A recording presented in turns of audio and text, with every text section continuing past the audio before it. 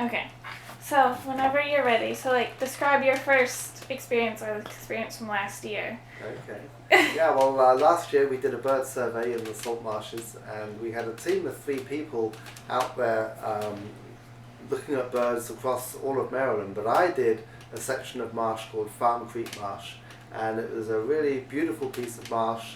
It's mostly needle rush, a tall, spiky vegetation, and it was just amazing walking out across the marsh in hip waders. I had a white PVC pole so that if I slipped or fell, I could kind of stop myself, use it like a third leg, kind of gauge how deep little creeks were to see if I could jump across. And I had we did the bird survey using an MP3 player, and we played back the calls of the birds.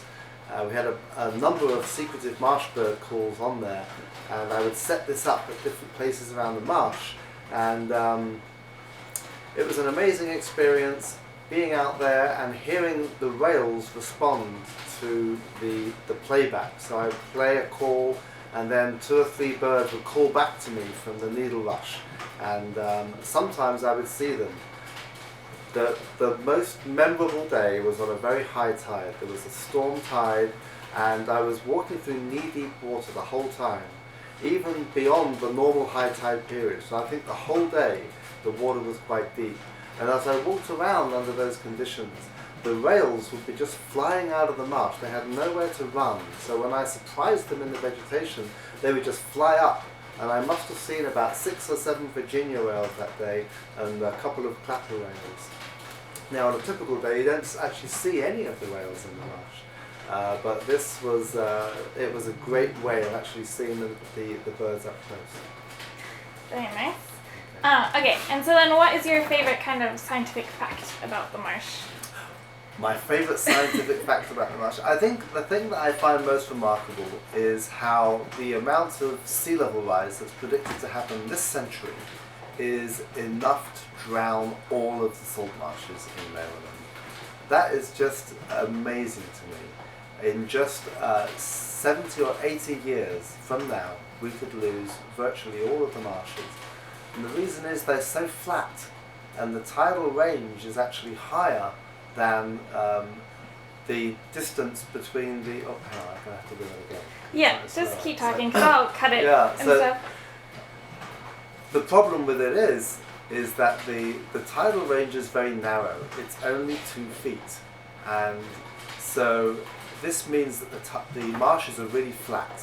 The amount of sea level rise predicted to happen this century is 3 feet. And it doesn't take a rocket scientist to realize that that's going to be enough to drown all of the marshes. So we have to do something if we're going to keep some marshes around into the future. And then what do you think is most important for people to know or to share about the salt marshes? Thinking about people that aren't, scientifically minded. I think the most important thing for people to know about the salt marshes is that it's not just a wasteland. It's useful, and it's useful in a variety of ways. So they are really important nurseries for fish. So 2/3 of the fish that we catch in the Chesapeake Bay commercially and eat actually have nursery habitat within the tidal creeks of the marsh. So the little fish, if they went out into the open Chesapeake Bay, they'd get gobbled up in no time by bigger fish like striped bass.